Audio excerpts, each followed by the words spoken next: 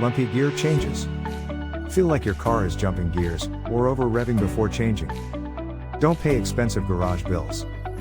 Fix it with Forte ATT fluid now. The problems are: first, your gearbox oil has become old and dirty, gunk has built up over time, and is now slowing the oil flow around the gearbox system. Your gearbox oil is most likely at the incorrect level as well. Second, the gunk could have collected together, and could now be blocking the solenoids inside the mechatronics unit, and instead of getting smooth gear changes, you're now getting a kick as the fluid forces its way past the blockage to move the gears into place.